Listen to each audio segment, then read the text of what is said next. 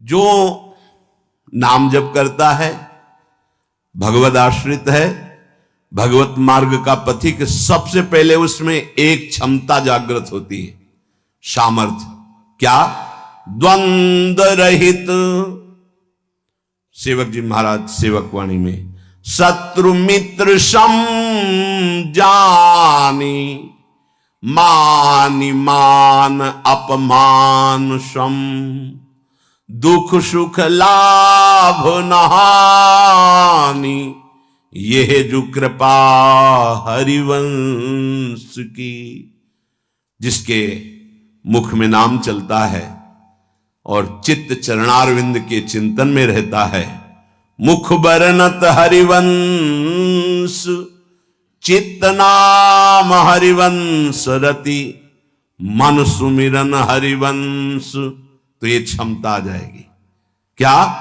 ये द्वंद्व है, शत्रु और मित्र में समान भाव, मान और अपमान में समान भाव, लाभ और हानि में समान भाव, सुख और दुख में समान भाव, निंदा और स्तुति में समान भाव। तो बोले द्वंद्व रहित, द्वंद्व विमुक्ता। ये पहली साधक की वृत्ति जागृत होती है, ध्यान रखना। अगर आपकी साधना परिपक्व अवस्था की तरफ जा रही है, आपकी साधना ठीक है, तो पहला लक्षण है तितिक्षवः, वो बहुत धैर्यवान और सहनशील होगा। सुख दुख लाभ हानि मान अपमान निंदा स्तुति, इसमें वो समान भाव रखेगा। चलो हमारी स्थिति ऐसी नहीं, लेकिन हमें सुनने को मिला तो समान भाव रखने की चेष्टा तो करें। पूज्यपाद श्री उड़िया बाबा जी महाराज, यदि तुमसे कोई द्वेष करता है और तुम्हें भगवत प्राप्ति करनी, तो वो जब दिखाई दे तो उसके चरणों में प्रणाम करो। अगर पास से निकले तो राधे श्याम, वो भले ना बोले।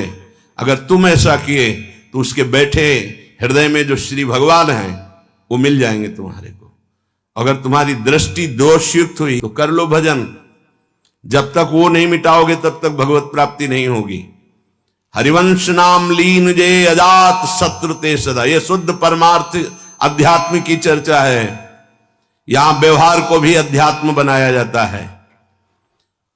प्रयत्न करो सहने का, मिटाने का। क्या गाली दे रहा है कोई, श्रवणेंद्रिय ने सुना, मन में जाके दाह पैदा हुई, ही नहीं, मेरे भगवान अपने समीप मुझे ऊंचाई देना चाहते हैं, प्रेम की ऊंचाई, ज्ञान की ऊंचाई, इसलिए ये कटु वचन बुलवा रहे हैं, मुझे सहन करना है। राधा राधा राधा, आगे निकल गए। जो सुख दुख मान अपमान लाभ हानि आदि द्वंद्वों को सह जाता है, देख लो, यहां लड़ना नहीं है, भक्ति सहना सिखाती। बोले कब तक सहेंगे? जब तक भगवान न मिल जाए। बोले वो तो बहुत ही दुष्ट हो जाएगा, अगर हर बार सहेंगे तो अगली बार और बढ़ के आएगा। कदापि नहीं। जो अपराध भक्त कर करे राम रोष पावक सो जरे, तुम सहो आग उधर लग जाएगी। उमा क्षमा सापौते भारी, अपने कर्म जाय अपकारी। तुम अपने को बचाओ, मालिक देख रहा है, वो ऐसा हिसाब करेगा। एक नवयुवक था जिसकी देखो हंसी उड़ाता था, बहुत परेशान करता था। एक भगत जी निकले उनके छेद, तो दाढ़ी मुच्छ को लेकर बहुत उपहास किया। 2 रुपये निकाले, दिए। उसको लगा पीछे आ रहे थे आर्मी के, फिर उनका उपहास गिरा के 10-5 लात तो थप्पड़ मारे ना। वो जो 2 रुपये दिए थे ना, हिसाब हो गया। अब दोबारा उस गली में नहीं खड़ा हुआ वो। राम रोष पावक सोजरी, तुम जाओ झुक के। वो आ रहा है झुकाने वाला, किसी रूप में रौंद के रख देगा उसको, क्योंकि उसका स्वभाव ऐसी जगह हाथ डालेगा जहां हाथ जल जाएगा। ये ना सोचो कि अगर हम 10 बार सह गए तो 11वीं बार वो फिर बोलेगा, बोलने लायक नहीं रहेगा। जो अपराध भक्त कर करे राम रोष पावक सोजरी, तुम्हारा कर्तव्य सहन करना और मालिक का कर्तव्य हिसाब करना। एक साधु जा रहे थे, गंगा किनारे भ्रमण कर रहे थे, तो छड़ी रखते, सोटा लंगोटा लोटा ये साधु के पास रहता है, तो सोटा लिए हुए थे और अपनी मस्ती में जा रहे थे। ऐसे पीछे धोबी कपड़ा धो धो के ऐसे सब फैलाए हुए था सूखने के लिए। उसने देखा इतनी मेहनत से तो हम धो रहे और बाबा जी रौनता चला जा रहा है, तो जिससे धोआ वो पीटने वाला डंडा वही दौड़ा लेके रुक्मिणी जी के पास भगवान बैठे, विनोद तत्काल सुदर्शन चक्र, फिर ऐसे शांत हो गए। तो रुक्मिणी जी ने कहा प्रभु जरूर ये स्थिति किसी भक्त पर संकट आने पे होती है, रुक क्यों गए? बोले उसके पास लाठी थी, उसने हिसाब कर दिया, 2-3 डंडे बाबा जी ने मारे, 2-4 डंडे धोबी ने मारे, तो दोनों धोबी है इसीलिए मट गए। हाँ, अगर वो सर झुका देता तो वहां द्वारिकाधीश का सुदर्शन चक्र सेकंड के कम हिस्से में उपस्थित हो जाता। सर्वव्यापी तत्व है भगवान के पार्षद, जैसे नारायण निकला और वही हरि पार्षद प्रकट हो गए। आप अगर डंडे चलाओगे ना तो हिसाब किताब आपका भारी पड़ जाएगा। अगर आपने सर झुका दिया तो वो हर समय तुम्हें देख रहा है, कोई क्षण ऐसा नहीं है, कोई जगह ऐसी नहीं जहां उसके नेत्र न हो। हाँ, विश्व तच्चक्षुर, पूरे विश्व में उसके नेत्र विराजमान हैं। सहना सीखो, यदि आगे बढ़ना है तो सहना सीखो। हमारी बात मान लेना, अगर मान लोगे तो जान जाओगे कि इसका रहस्य क्या है। जो सह गया सो भगवान को प्राप्त हो गया। जितना सहोगे उतने महान बनते चले जाओगे। ये शिक्षा हमको एक शराबी ने दी थी। वैकुंठ धाम ब्रह्मावर्त बिठोर ले गया, एकांत में ठाकुर जी के श्री विग्रह को दिखाया और नीचे के संगमरमर को दिखाया और कहा देखो यही संगमरमर तिल तिल काटा गया, टूटा नहीं तो आज भगवान बन करके आरती होती है। ए बाबा जी बना टूटना नहीं, चाहे जितना कष्ट आवे। सहनशीलता, सहनशील, आशय, उदार, धीरज सहित विवेकी, विवेकवान, धैर्यवान, सहनशील महात्मा होता है। चाहे गृहस्थ हो या विरक्त हो, भगवत मार्ग का पथिक ये नाना प्रकार की कुचेष्टाएं करने पर दुखी या व्यथित होकर कुचेष्टा नहीं कर बैठता है। द्वंद्व रहित। आगे गतमान, ये जो अभिमान और ममता सर्वनाश कर देती है, भगवत मार्ग का उपासक उस अभिमान का सर्वनाश कर देता है। नहीं, किसी भी बात का अभिमान नहीं। सच्ची कहते हैं जिस क्षण प्रभु बुलवाना ना चाहे तो एक शब्द भी नहीं आता हृदय में। कई बार हृदय से एकदम शून्य, खाली। अब न कोई प्रश्न का उत्तर है, न कोई प्रश्न है, न कोई वार्ता है। वो दे रहे हैं तो हो रही है, और वो ना दे तो का बोलने की हिम्मत नहीं है। शब्द और शास्त्र ज्ञान और व्याख्या तो अलग जाने दो, वही बुलवा रहे, वही सत्य चेष्टा करा रहे। ये सतमार्ग पहाड़ पे चलना है, ये हमारे चढ़ने की योग्यता नहीं, पर वो वाचालम बना देते हैं। मूक को पंगु से पहाड़ चढ़ा देते हैं। सांप का छोटा बच्चा गरुड़ को पछाड़ दे, राम कृपा हो जाए, हां तो लघु ब्याल गरुड़ को खा जाए, ऐसी सामर्थ्य पैदा कर दें भगवान। सब कुछ भगवान की सामर्थ्य से सत मार्ग का होता है, सब कुछ हमारे अहंकार से असत मार्ग का होता है। अहंकार त्यागी, सत मार्ग का अनुरागी। अहंकार युक्त तो कहेगा जरूर भगवान की सामर्थ्य से हो रहा है, पर अहंकार वासनाओं का खेल खिला के पाप करेगा। तो कह रहे गतमान, ये भगवान को अधीन करने वाली आगे बात कह रहे हैं कि सुख निधान भगवान तुम्हारे अधीन क्यों नहीं हो जाएंगे यदि ऐसा करोगे। पहला, मान अपमान, दुख सुख, लाभ हानि में समान भाव। दूसरा, मान को स्वीकार मत करो। ये देहाभिमानी पुरुषों के द्वारा किया हुआ प्रणाम नमस्कार, ये देहाभिमान को पुष्ट करने वाली अविद्या की एक नई चाल है। उनके हृदय में विराजमान सच्चिदानंद भगवान को देखते हुए इसे विनोद में उड़ा दो।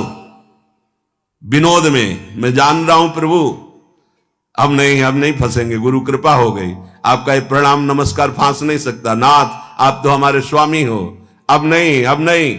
लाखों प्रणाम दंडवत हो रही, लेकिन नहीं, वो तुम्हारी प्रणाम दंडवत नहीं हो रही, वो तुम्हें फंसाया जा रहा है। आखिरी खाई है यश कीर्ति मान। नहीं, हे सच्चिदानंद गुरुदेव, आप सब रूपों में काहे को मजाक कर रहे हो प्रभु, आप ही तो विराजमान हो। नाथ कोई नहीं फंसा पाएगा। अब हम तो बड़े भजनानंदी, हमारा बड़ा नाम हो रहा है, प्रणाम नमस्कार हो रहा, तो आगे है खाई, उसमें मुंह भरा गिर जाओ, निकल नहीं पाओगे। जैसे कंचन की खाई, कामिनी की खाई, ऐसे कीर्ति की खाई। तो गत मान सबहि मान प्रद आप मानी, सबके चरणों में बंधन भक्ति, मेरे नाथ इन सब रूपों में विराजमान।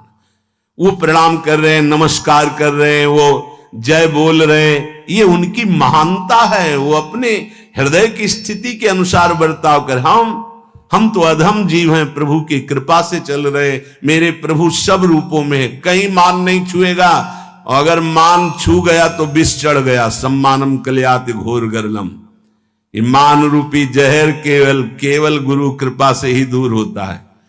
एक ही जगह इस मान की धुलाई होती, दूसरी जगह नहीं। और दूसरी जगह तो आप जहां भी जाओगे वैष्णव चिन्ह देख के सम्मान होगा। एक है घाट, गुरु घाट, जिनमें इसकी धुलाई होती है, वहां कोई भी तुम्हारी चतुराई नहीं चलेगी, कोई भी गुण नहीं चलेगा, कोई भी प्रभाव नहीं चलेगा। वहां धुल के रख देते हैं इस मान को। और जहां मान धुला और दैन्यता आई तो हरि कंठ लगा लेते हैं, भगवान उसे अपने समीप रख लेते हैं। बलिहारी गुरु आपने, जिन्होंने मान को मिटिया मेट कर दिया। बलिहारी कभी नहीं सुधरता है मान का स्वभाव। ये गुरुदेव, इसीलिए गुरुदेव के हाथ का खिलौना कोई बिरला ही बनता है। अहंकार के हाथ के खिलौने तो सब बने हुए, जैसी चाबी भरता है अहंकार, वैसे ही खेल हो रहे। लेकिन कोई गुरुदेव के हाथ का खिलौना विशेष लाडला होता है। भर दी चाबी, अब उसके हृदय में खेल चल रहा है निकुंज का। मान का त्याग करा करके दैन्यता का भाव प्रकाशित करना, ये प्रेमी महापुरुष सदगुरुदेव की कृपा से होता है। गत मान, आगे ज्ञान रथ। ज्ञान किस बात का? एक क्षण भी प्रभु का स्मरण न छूटे, इससे बड़ा कोई ज्ञान नहीं। बात पकड़ लो, तुम्हें कुछ आता हो या ना आता हो, बस राम कृष्ण हरि राधा राधा बोलना आता है, इससे बड़ा कोई ज्ञान नहीं है। ये भगवद स्मृति है। यस्य स्मरण मात्रेण जन्म संसार बंधनात् विमुच्यते, नमस्तस्मै विष्णवे प्रभु विष्णवे, जिनका स्मरण मात्र जन्म मरण बंधन से मुक्त कर देता है। राधा राधा कृष्ण कृष्ण। ज्ञान रथ, जब आप नाम जप करेंगे तो स्वाभाविक, सच्ची मानिएगा, इस शरीर से प्यार खत्म हो जाता है। ये बहुत व्यवस्थित भगवान की कृपा से चलता है, पर इससे राग नहीं रहता। पुराने कपड़े से जैसे तुम्हारा कोई राग नहीं रहता, फेंक देते हो कूड़ा में, ऐसे ही इस शरीर से ज्ञान रत उपासक को कोई संबंध नहीं रहता। बिल्कुल समझ लेना, जैसे कबाड़ में पड़ी हुई गाड़ी से ध्यान आएगा, ऐसे गया पर आपकी रति नहीं होगी क्योंकि बेकार हो गई है। ऐसे हर समय उपासक की दृष्टि में गाड़ी, ये जो पांच भौतिक गाड़ी, ये केवल भगवत प्राप्ति के लिए है। अगर ज्ञान प्रकट हो गया तो इससे कोई रति नहीं रहती, इससे कोई अपना शरीर का राग मिट जाना ही सब ज्ञान है। भगवान नाम में रुचि हो जाना ही सब ज्ञान है। बस दो बात समझ लो, जितना इससे तुम प्रेम करोगे उतना ही पापाचरण होगा, और जितना नाम से प्रेम करोगे उतना ही इससे वैराग्य होगा, और आप दिव्य उन्नति को प्राप्त हो जाएंगे। ज्ञान रथ, सच्चा ज्ञान, मैं भगवत स्वरूप हूं। ये मैं शब्द अंतःकरण से निकलता है, बस स्वरूप हूं है, मैं के साथ हूं है, नहीं तो स्वरूप, बस स्वरूप। मैं स्वरूप हूं, ये अंतःकरण धर्म से निकल रहा है, और केवल है स्वरूप, ये है, वहां कोई और शब्द नहीं जुड़ता, न मैं न हूं, वो है, वही है, वो भी खत्म, केवल है। यह है पूर्णता, ज्ञान की पूर्णता, भक्ति की पूर्णता है। कौन? गोविंद, गुरुदेव, किशोरी जी है। बिरत खटाई नाना कस, जैसे कुछ धातुएं होती हैं उनमें खटाई डालते तो बहुत जहरीली हो जाती है, ऐसे ही उपासक को हर भोग दिखाई देता जहरीला। ब्रह्मादिक के भोग सब विषम लागताई, तो कहे फिर सुख क्या उसको मिलता होगा? गांव में जब गुड़ बनाया जाता है तो ऊपर का जो फेन निकलता है ना, गांव के जो गरीब लड़के होते हैं दौड़ के वो चाटते हैं, बड़ा मीठा अच्छा लगता है। कहीं उनको रबड़ी मिल जाए तो उसकी तरफ देखेंगे क्या? नहीं देखेंगे, क्योंकि अब उससे बहुत कई गुना बढ़कर के आनंददायक वो रबड़ी मिल गई। जैसे निर्मल विशाल मृदु जल का जलाशय मिल जाए तो छोटे छोटे गंदे गड्ढों की याद नहीं आती, ऐसे सच्चिदानंद भगवान का सुख स्फुरित होता है जब, ते गंदे विषय विष की तरह दिखाई देते। ब्रह्मादिक के भोग सब विषम लागत आए।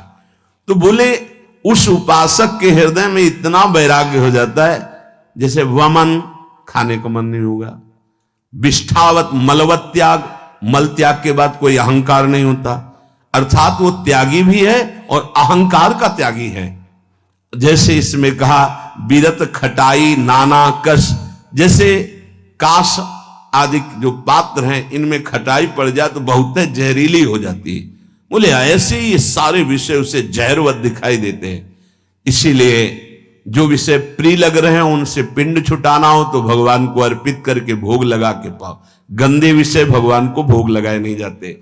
अगर कोई भी प्रिय पदार्थ है आपका कि ये तो हमें बहुत पसंद है, तो उससे पहले 20 मिनट प्रभु को भोग लगाओ और थोड़ा प्रसाद लेके बांट दो। कोई और ना हो तो पशु पक्षियों को बांट दो, राग खत्म हो जाएगा, पक्का राग खत्म हो जाएगा। ये गुरुजनों के अनुभव की बात है। कुछ ऐसे पदार्थ होते हैं, पूज्य राधा बाबा भाई जी से कहा कि सब ठीक है आपकी कृपा से, पर मिठाई देखते ही प्रीता बढ़ जाती है, तो क्या अभी हमारा राग है मिठाई में? भाई जी हर समय बाबा की मनोवृत्तियों को देखने वाले महापुरुष, तो उनका नहीं, तुम्हारी स्थिति में मिठाई का राग नहीं है, ये स्वभाववश शरीर की आवश्यकतावश पूर्व अभ्यास रहा है। तो ऐसा हो जाता है कि जैसे सब पदार्थ रखा है, जो प्रिय है उसे उठा लिया और पाने लगे, उसका कोई राग नहीं है, स्वभाववश तुम्हारे शरीर को आवश्यकता है तो स्वभाव बन चुका है, पर राग नहीं है। पर अपने लोगों की स्थिति नहीं है, अपने लोगों का राग है। हमें जो राग है सच्ची मानो गुरुजनों की आज्ञा पे चले तो नष्ट हो जाएगा। जो प्रिय से प्रिय वस्तु लगे, 20 मिनट भोग लगाना, दिखाना नहीं केवल, क्योंकि होगा ना कि गरम गरम पकौड़ा और चटनी हो सब दिखा लो, श्री जी को पालो, नहीं, रसेंद्री को नहीं, श्री जी को पवाओ और इसके बाद एक पकौड़ा चटनी आप लो, बका दूसरे को दे दो, आप अपना पेट भरो रोटी से। आप देखो ना आपकी रसेंद्री बस में, रसेंद्री बस में हुई हर इंद्री बस में हो जाएगी। यहां कह रहे बीरत खटाई नाना कस, ये नाना प्रकार के भोग भोगते समय बहुत व्यतीत हो गया। उस उपासक को ये विश्वत नजर आते हैं जिसको भगवत प्राप्ति की चाह होती। तो बोले सुख निधान सुजान कौशलपति वे प्रसन्न कहू क्यों न होई बस। यदि ऐसे चलोगे तो भगवान बिना बुलाए आपके पास आ जाएंगे। कैसे? द्वंद्व रहित, मान अपमान निंदा स्तुति समान भाव से सह जाओ। गतमान, कोई सम्मान करे स्वीकार मत करो, उसके भोक्ता मत बनो। ज्ञानरत, ये शरीर नष्ट हो जाएगा, तुम अविनाशी हो। विषय विरत खटाई नाना कस, जितने भोग हैं इनमें कोई सुख नहीं है।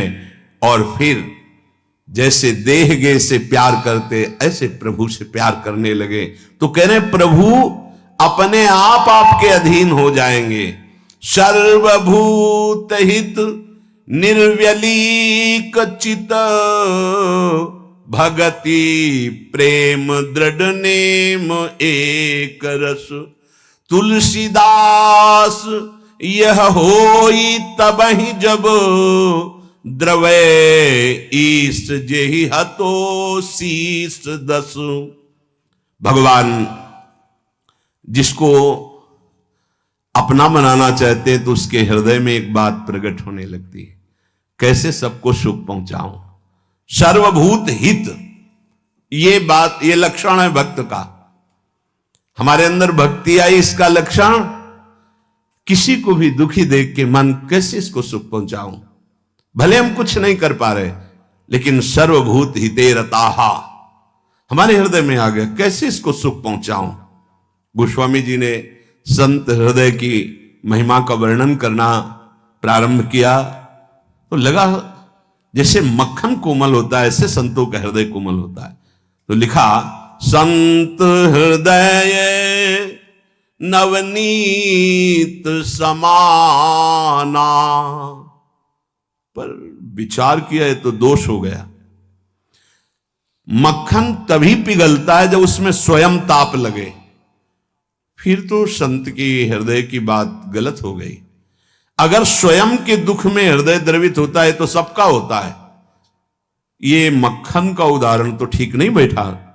तो आगे तुरंत लिखा, कहा कविन पर कहीं न जाना, निज परिताप द्रवई नवनीता, पर दुख द्रवहि सो संत पुनीता। संतों का हृदय मक्खन जैसा होता है, कवियों ने कहा, पर ठीक नहीं बैठा, क्योंकि मक्खन को स्वयं जब ताप लगता है तब पिघलता है, लेकिन संत तो दूसरे के दुख को देख करके द्रवित हो जाते हैं। सर्वभूत हित, जो समस्त भूतों का मंगल सोचता है, तो आनंद घन चतुर शिरोमणि भगवान उस पर प्रसन्न हो जाते हैं।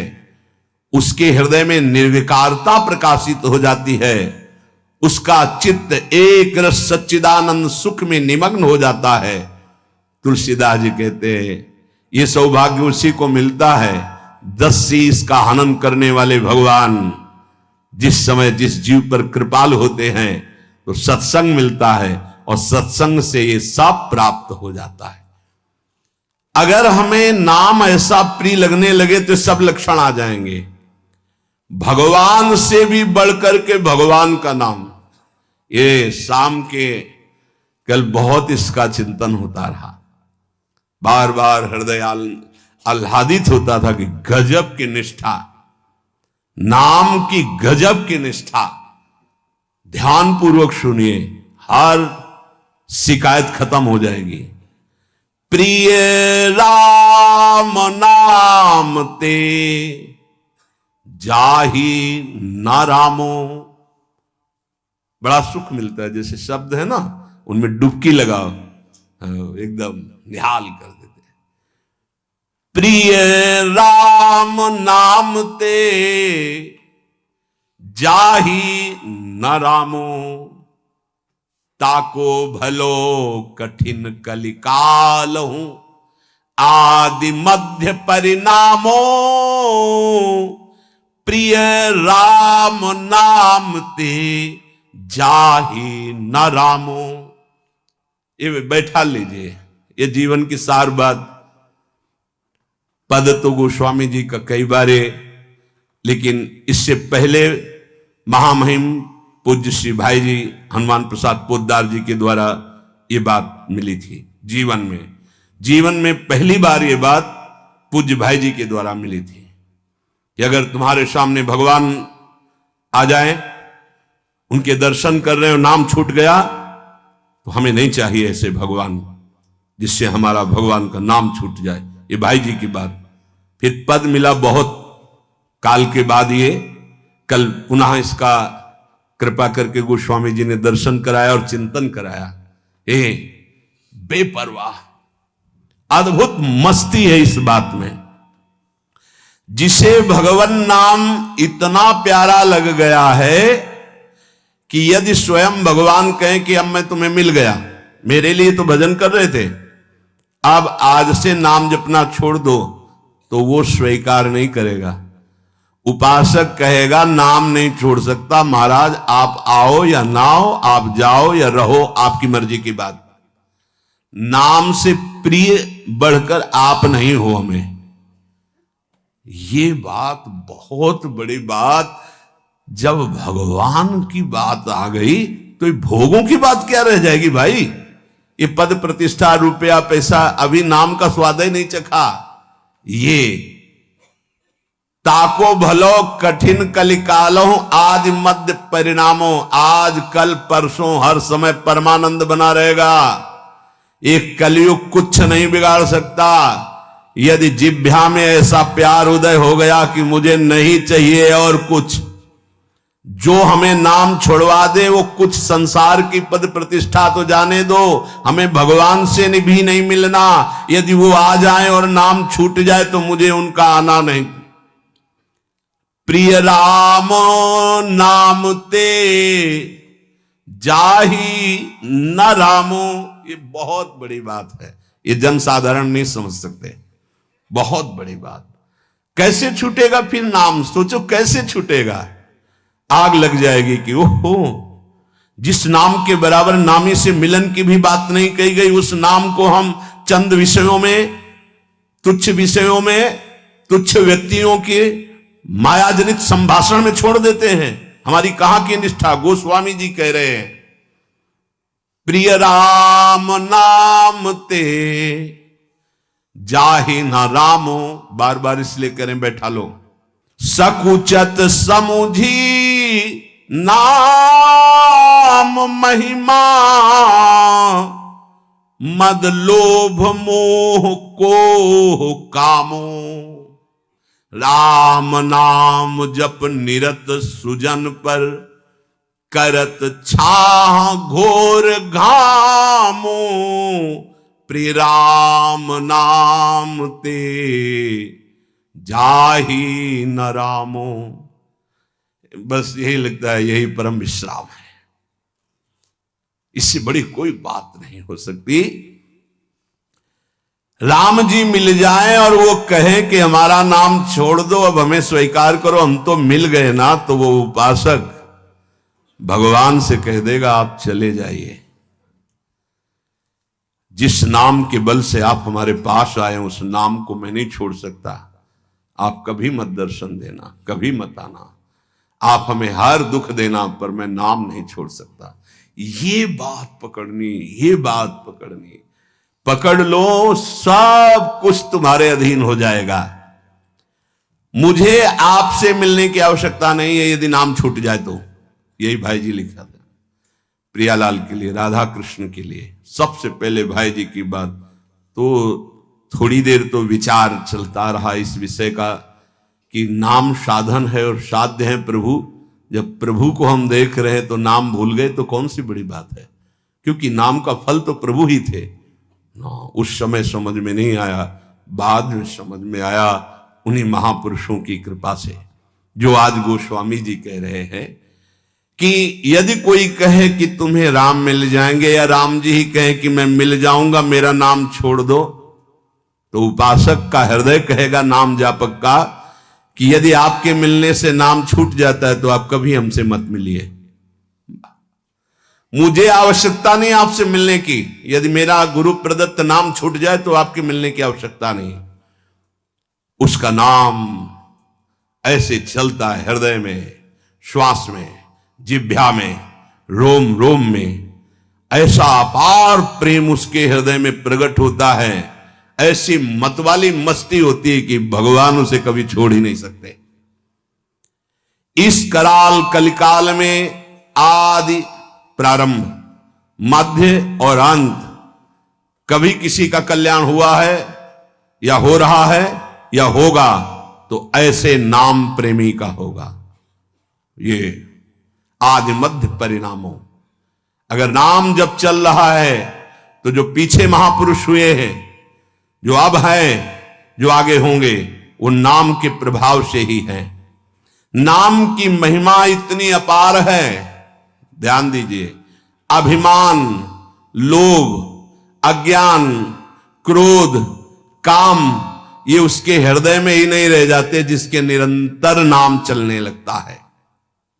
ये सब सकुचा कर भाग जाते हैं। जैसे किसी महान बलशाली को देखकर छोटे मोटे योद्धा गर्दन झुका के भाग जाते हैं। ये काम आदि दोष उन्हीं को परेशान करते हैं जिनके नाम नहीं चल रहा। सच्ची मानिए, मान लीजिए, विश्वास कर लीजिए, बहुत बड़े लाभ की बात है नाम। सामने ही ये सर ऊंचा नहीं कर सकते, कौन? बोले नाम महिमा का ऐसा प्रभाव, मद अभिमान, लोभ भोगों का, पैसे का, पद का, मोह परिवार का, क्रोध नाना प्रकार की प्रतिकूलताओं से प्रकट होता है, और काम, ये गर्दन झुका के भाग जाएंगे यदि तुम्हारे निरंतर नाम चल रहा है। वो हम ये छोड़ नहीं पाते, हम नहीं छोड़ पाओगे। ये भगवत शक्ति से संपन्न योद्धा हैं। नाम नाम चल रहा है, भाग जाएंगे। नई अवस्था ठाकुर हरिदास जी की, बस नाम चल रहा है। 3 दिन प्रयासरत रही, स्वयं भक्त बन गई, उनके हृदय में कोई फर्क नहीं पड़ा। क्यों? क्योंकि नाम चल रहा है। जो नाम जप करता है, बहुत महिमा की बात कह रहे हैं। राम नाम जप निरत सुजन पर करत छाह घोर घामो। घोर धूप में भी वो धूप छाह से भी बढ़कर शीतल बन जाएगी नाम जापक को। अर्थात घोर विपत्ति, घोर प्रतिकूलता उसके लिए भारी अनुकूलता और मंगल बन जाएगी, जिसकी जिह्वा पे नाम चल रहा है। यदि कोई कहे कि हमने नाम के प्रभाव से पत्थर में कमल उदित होते देखा है, तो आश्चर्य मत मान लेना, बहुत छोटी बात है ये। कह रहे हैं नाम प्रभाव सही जो कहे को, शिला सरो रूह जामो। जो सुन सुमिरी भाग भाजन भई, सुकृत शील भील भामो। यदि कोई तुम्हें ऐसा कह दे कि हमने देखा है पत्थर में कमल खिल गया, असंभव, तो तुम मान लेना कि वो नाम जापक ऐसा हो सकता है। नाम जापक कुछ भी कर सकता है, क्योंकि नाम में कर तुम अकर तुम अन्यथा सब सामर्थ्य विराज। जो बिल्कुल नहीं हो सकता वो भी हो सकता है, अन्यथा कर तुम। जैसे जहां सुई का धागा जाना छेद में बहुत कठिन होता है सुई के, वहां से अनंत ब्रह्मांड भगवान पार कर सकते हैं, और उन भगवान को अधीन करने वाला नाम है, सब ठीक हो जाएगा। सब कुछ हो सकता है। नाम की महिमा समझ करके ये तुम्हारे काम क्रोध लोभ मोह मद मत्सर्य सकुचा कर भाग जाएंगे, सामने नहीं आएंगे। भारी से भारी प्रतिकूलता दुख तुम्हारे लिए आनंद प्रदान करने वाली बन जाएगी यदि आप नाम जप कर रहे हो। महान दुख सुख बनकर तुम्हारे को कभी छोड़ेंगे ही नहीं। यदि कोई कहे कि नाम के प्रभाव से पत्थर में कमल उत्पन्न हो गया, तो उसे झूठा मत समझना, क्योंकि संभव को असंभव और असंभव को संभव करने की सामर्थ्य नाम में विराजमान है। जिस नाम का स्मरण करके भीलनी जगत बंदनी सबरी जी हो गई और भगवान उनके जूठे बेर खाए, तुम्हें विश्वास नहीं है? उस नाम पर परम भाग्यवती पुण्यमयी ब्रह्म ऋषियों से भी पूजनीय माता सबरी हो गई।